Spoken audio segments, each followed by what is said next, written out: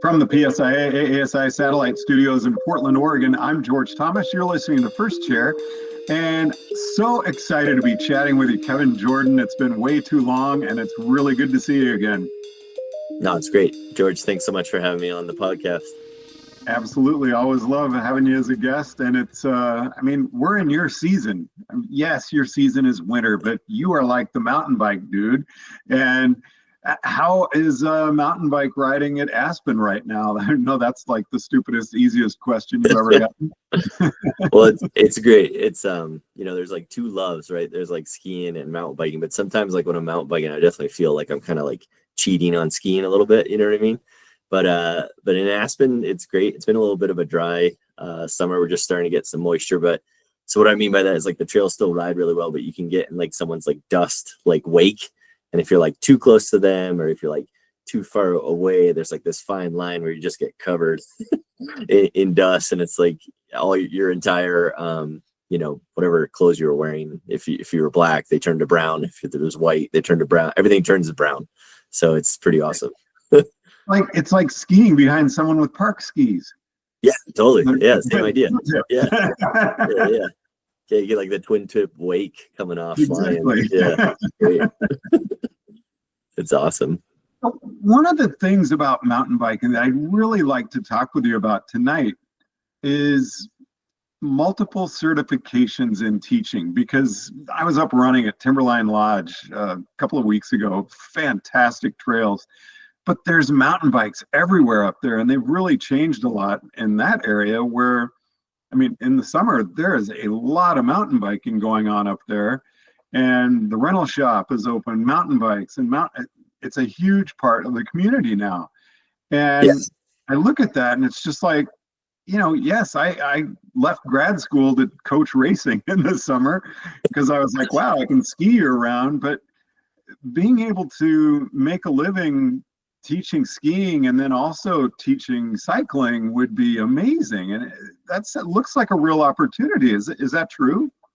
Yeah, totally. A lot of I would say it's probably like 95% of our staff is all ski and snowboard.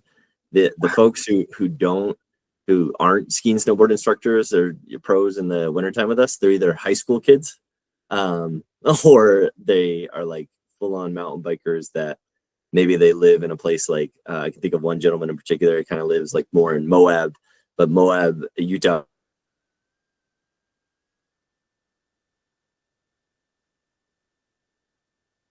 is super hot, like July and August. So he comes to see us up in the mountains, a little cooler. It's like he's beating the heat, so to speak. So it's pretty cool. And to your point, George, there's like a lot of certification options out there. There used to be two main ones, and now there's actually three. So there's BICP, so it's like Bike Instructor Certification Program. And then there's PMBIA, which is Professional Mountain Bike Instructors Association. And then there's this new one called GSMBC, which is Global Syndicate of Mountain Bike Coaches. So a lot of abbreviations, a lot of letters. The one that I have the most experience with is PMBIA, the Professional Mountain Bike Instructors Association. And I'm actually on their board, and I'm like one of the newer treasurer, so I'm learning how to do treasurer stuff. But it's really cool. I have my level 3 certification with them. They have 4 levels, and they're based in Canada. So they have levels 1, 2, 3, and 4. And what's really cool about it is that, like, to be honest, some of the teaching and the certifications that I've taken in PMBIA had really helped my clinic and coaching just to get better at communication. So what I love that PMBIA does really well, and this actually probably helped me kind of work towards my goal of like making the national team, was they have their structure of this. They have different models and these other things, but they call this one the training wheel.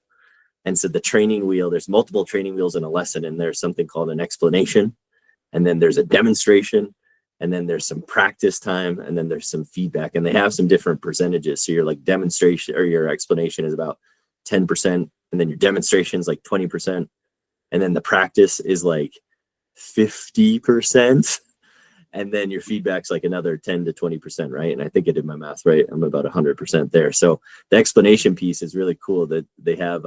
It's very simple, and they kind of teach you a lot of different lessons, but it's like, here's what we're doing, here's why we're doing it, and here's some key bullet points of how we're going to do it. So it's this what, why, and how, which really has helped me structure like how I've done a lot of my winter lessons, or if you're out there and good old Mike Porter's out there and he's got his little clipboard and you're at national team tryouts and you're like, I hope I don't mess up in front of Mike, he's the best, like I just want to make him. But I'm like, I got to be clear, and so here's what we're doing in this little teaching segment. Here's why we're doing it. And this is how we're going to do it. And it really just helps focus people on what they need to do and the next step. So the idea behind that training wheel is like, that might just be one little, say you and I are out on the trail, George, and we're working on something like stability and balance. So I'm trying to get you to stand up on your pedals a little bit more and kind of keep your pedals nice and even, because clearance in mountain biking can be a big deal because there could be rocks or something. So if you keep them a little more level, you can actually clear things and you can kind of balance a little better over the bike. So we could work on that, and I'd be like, okay, here's what I want you to do. I want you to keep your pedals nice and even, nice and level, like 3 o'clock and 9 o'clock. And why do we do that? Because we're going to try to clear some stuff. And if I stand up, I'm going to balance through something called the bottom bracket. And how you're going to do that is like keep them at 3 and 9, or keep them at, the one in front and the one behind, and they can dip a little bit, but try to keep them parallel, try to keep them even, So a couple of things you said are really sticking with me. One, being part of PMBIA helped you make national team because it really helped you become a better teacher. Totally.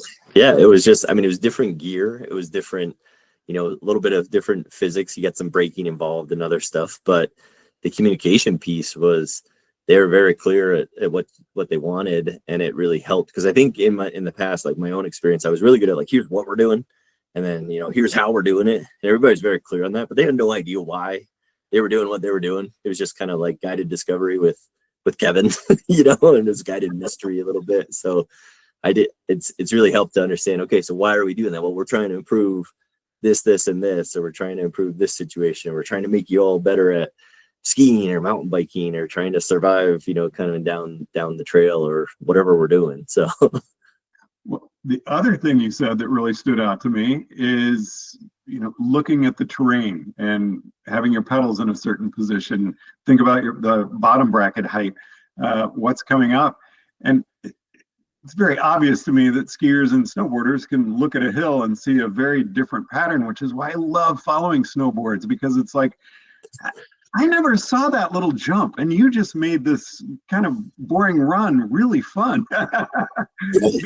You're seeing things that I never saw before. I'm a very much a roadie, as you can see, and I don't think about I don't ride with my pedals this way. I think about cornering and different things like that.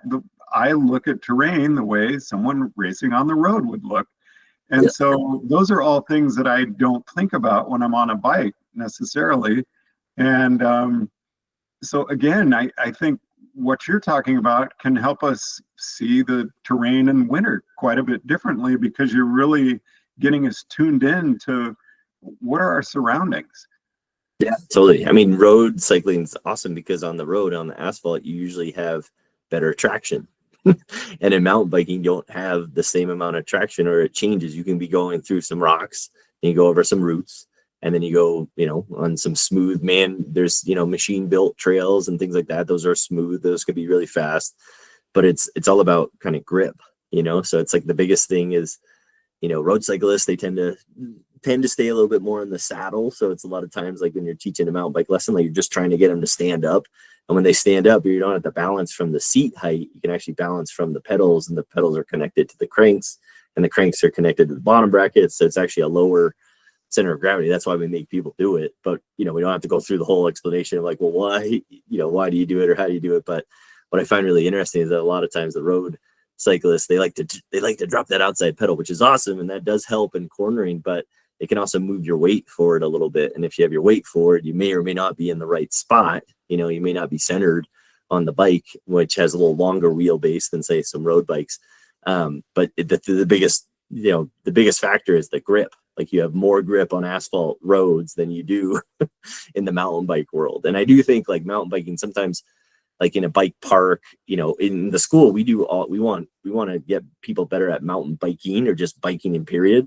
But we do have a bike park. So we have 15 trails in a bike park, which, are all lift serve. We have a couple different lifts, and that's great. However, from an image standpoint, it's like, it looks like, everybody comes out of the rental shop and they're like wearing full face helmets and they got all these like armor, and it looks like they're going to battle like Darth Vader and like the Death Star or something, which it's just like, the way we look at it is like, it's a little bit of like, there's more friction in the summertime than there is in the wintertime. Like in the wintertime, if you were going to fall, you fall and then you'll slide a little bit. And that will also potentially happen a little bit in the summertime, but we're not sure, how good you are or not. So we're trying to, kind of minimize some risk, but so we try to pad up people, but then it also looks like, well, do I need all this stuff? Well, I don't know. I've never seen you ride.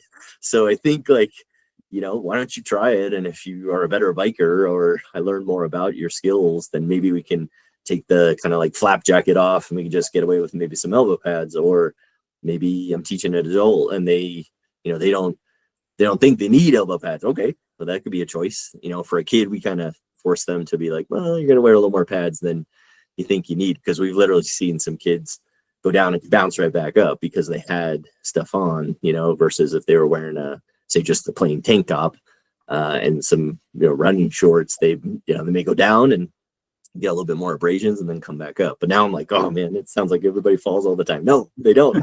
you can actually survive, and survive is not even the right word. It's like you can do a great job and it's a lot of fun, and it actually feels a lot like skiing and snowboarding, in the sense of like, if you go on a, say like a flow trail, and if listeners or watchers don't know what that is, it's like, it's machine built, so it's made by like a mini excavator, and it's about 4 to 6 feet wide, and it's pretty smooth, but it has like a lot of rollers. And when you go over the rollers, it actually feels like you're in the moguls, because you can actually like press down in certain places on your handlebars and press on your feet and the pedals, and you can actually generate some speed. So it's really cool. Like, it definitely feels like a mogul course. So I've actually had fun taking the road bike through those.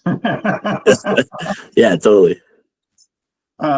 Question for you. So I'm a 50-year-old experienced instructor, and I'm like, that looks kind of fun. I'm maybe cutting back some on other work, or I'm just looking for something else to do in the summer. Is this something I can explore? Do I need to be an experienced mountain bike rider? What are my options?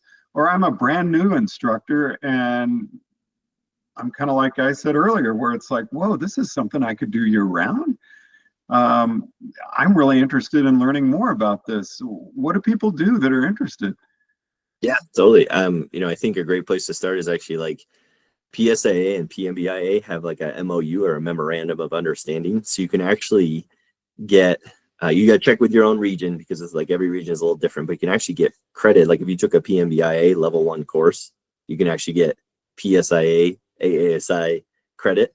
Now there's a little bit of like some administrative, like you may have to pay and purchase the credit to get it back into the PSIA world, but it is recognized like as a full blown, like way to, increase your summer and your earning potential, so you can work year round. And George, yourself, or even like a new instructor, if you liked teaching skiing and snowboarding, or if you've done it forever, you will love teaching mountain biking, because you're basically doing the same thing. You're introducing some people to a new sport.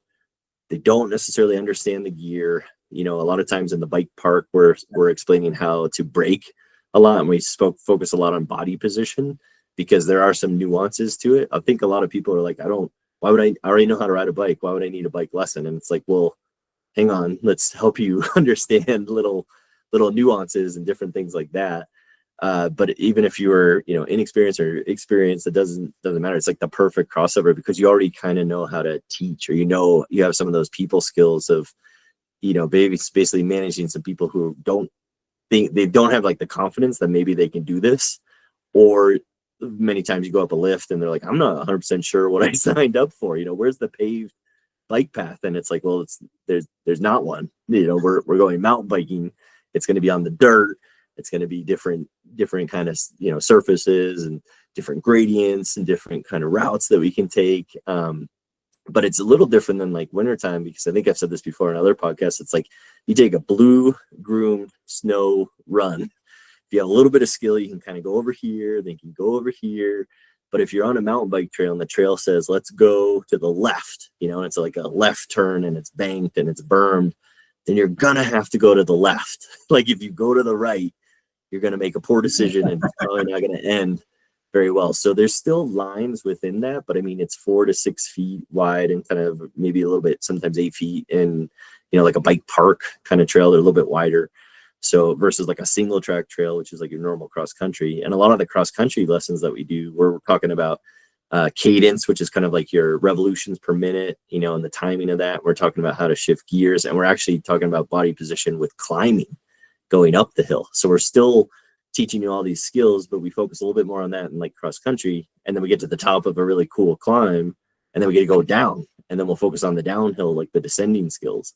And the bike park, same thing. We're going to focus a little bit more on the descending skills, but sometimes you need to connect from one to another. So you got to go pedal the bike up the hill, you know? So it's like, okay, we'll work a little bit on climbing skills. So it's like the perfect crossover. And how you get involved is just find, like, does your local area offer a bike school? And if they don't, then is there like a cycling club nearby? Right. And it's like, you don't necessarily need a bike park, but there are some kind of organizations like IMBA, International Mountain Bike Association. They're pretty good about trail advocacy. NICA is like kind of the high school coaching affiliate like organization. So they offer some certification. So there's actually technically 4 certification bodies, and then there's different organizations in Canada and all that stuff. But PMBIA.bike, that's like the website. So I'd also encourage people to go there. So PMBIA.bike would be another place to start, of just saying, you know, how do I do this? And they have some really cool stuff where there's even courses like something called a ride guide. So you could be like certified to like guide rides, not necessarily go full blown as a level 1, but you know, you want to take your coworkers out and you want to have some kind of skill, go take this course and become, you know, a ride guide, and then see if you like it. So there's even something like pre-level 1 kind of coursework. So, you know, there's a lot of resources out there, and you can talk to me. Like, I'm happy to talk to it, because it was one of those things where I used to ski year round, and then they hired me to, you know, kind of work and work up the bike school. And I remember getting hired, and then 2 weeks later, my boss was like, "You know how to ride a bike, right?" And I was like, "I'm 27 years old. I'll figure it out." So, in conclusion, question for you. And I mean, Aspen has an incredible school. That's a big understatement. But you said 90+ of your instructors in the bike school come from the ski and ride school. Yeah. Are you noticing an even greater camaraderie now in the people that are teaching mountain biking, and then they're together? I mean, these people are together year round now. And also, are you seeing a benefit to their teaching in the winter because of what they're learning in the summer teaching cycling, such as yourself? Yeah. But So overall, I mean, it's something that you're seeing. yeah, totally. The camaraderie, like the people in the bike school, it's pretty hilarious. So like it started with one, which was like, they had always had bike coaches, and everyone, there was always someone who could do like a private lesson, but there wasn't really a school, because we didn't really have like the infrastructure of like a bike park. And I got in there right before they started to build like the first trail in the bike park. And then every year there was like a new trail. So it grew from like 1 to then 3, and then 3 to 9, and then like 9 to 18. It was almost like doubling every single year. Right now, right now we're at like 64 coaches. And then there's some staff in there too, which would make that number a little bit higher. But so 64 is actually pretty big. Whistler's probably bigger than us. And Trestle and Winter Park might be around the same size, around 60-ish or so. They might be, but there aren't too many bike schools that have that amount. So the like hilarious thing is that over COVID is when we really started to saw like a lot more success. There wasn't a lot of things people could do. Biking had this huge renaissance. It was hard to get bikes. It was hard to get bike parts. So like everyone just wanted to, the biking was like a thing, you know, and it was mountain biking, it was roadside, it was all types of biking were good, but we definitely saw like a huge uptick. So I can remember like 2 quick stories. Is one, I remember hiring one snowboard instructor I was like, we're going to have a lot of fun. We're not going to make as much money as we do in the wintertime, but like, you'll have a great time, you know? And literally I started to keep track of like the private lessons that we were doing. And I like cut him loose, you know, it wasn't that busy. And then all of a sudden this person walks in, hey, with like a private lesson. This guy is about to get on the bus. Like the doors are opening. He's like, what do I do? I got him on the phone. I'm like, don't get on. I'm like, don't go to the light. I need you. And it was the 500th private lesson that we did that season, which in the wintertime, like a lot of big resorts, like 500 in a day or in a couple, there's like those mega resorts could definitely do that. But it was like the first time we had hit 500. So it was a big deal. And then we've always had like themes in the bike school. So like a couple of years we were like going off of Ted Lasso. Like I love Ted Lasso, and I convinced everybody to like watch it if they hadn't watched it. And I was like letting them, like kind of watch, like, okay, so we had Ted Lasso references and everything. And then this year, like my big push, and it's kind of it's not like my bike school, and it's not like your bike school, but it's like our bike school, and it can be what we want it to be, because we're still kind of figuring out biking and bike schools are like still relatively new compared to skiing, right? Like skiing, Aspen 1947, Snowmass 1967, like they've been around. We've been doing this for a while, but bike school kind of like 2010, 2011, right? We're still kind of growing and learning. So my big thing this year is like, we can call ourselves a bike school, or we could call ourselves a bike school, like with like the German like umlaut and the German word of school. And I'm not saying like that we want to be German, or like how the Europeans do things, but what it is if we think of ourselves a little differently than say just your average bike school, we can make it be whatever we want it to be. So we've been having a lot of fun with that, where like people are going around, or in the winter, I'm assuming in the wintertime I'll see some of these snowboard and ski instructors. And I made note that we tend to be heavier on the snowboard instructors than on the alpine skiers.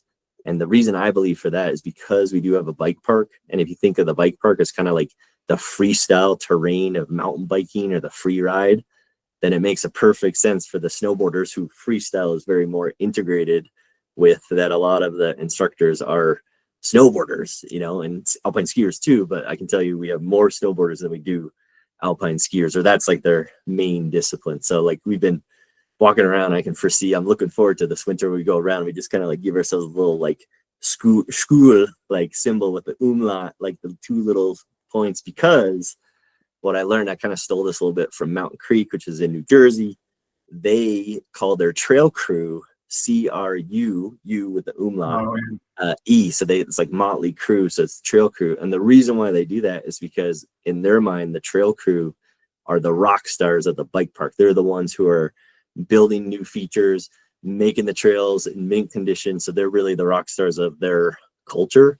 And so I think maybe we could learn a little bit, from that. So we're kind of playing like, okay, the bike school, and then maybe the trail crew, and then it will all fall into place, and it's not saying like it's every year it gets better, but it's still one of those things where there's times where we're like, oh, we hadn't thought about that, or that didn't happen, or today it rained a little bit in the afternoon, and some of our dirt when it rains is like this fine line. If we get like maybe a quarter of an inch, it's going to be all time riding. If it gets a little bit more than that, it's going to be super sticky. So like a couple coaches got like the wheels were getting caked up a little bit, that they had to like, we had to kind of like not necessarily rescue them, but what they needed to do is go ride in the grass a little bit. There's a little more moisture in the grass a bit. I'm saying like they should ride off trail, but just to get the dirt out a little bit, and then they could get back on the trails. But it's one of those things where that wasn't an issue yesterday, but it was today. So sounds like if someone's interested in this, they should contact their region and see what's available, and then seek out some, and again, go to the website and check PMBIA and PSIA-AASI, and go from there. It sounds like doing a little research could lead to a lot of fun. Yeah, and I think it's like the best case is like PMBIA, for example, for me, is like with some of the most nervous like exams that I've been at, because I was like, I'm not really as confident as I am, and I've been skiing since I was 2, and I've been like mountain biking since I was like 27, like 43, so I haven't really been doing it like as long as I've been skiing. So it was always a little intimidating to go, but I got so much out of just the coursework and being with some of those course conductors who really understood teaching, if that makes sense. Like they really understood teaching and they really understood riding, but they helped make me become such a better teacher. So I think that's something to be said for like PMBIA, go to PMBIA.bike, go to your region, go to start with your local resort. If there's not a bike school, maybe you could be the person who starts one, right? I mean, that could happen. Yeah. All right. Well, Kevin Jordan, thank you so much. Always a pleasure to chat bikes with you and skiing. And I look forward to speaking with you again real soon. Yeah, thanks so much, George. From the PSIA-AASI Satellite Studios in Portland, Oregon, I'm George Thomas.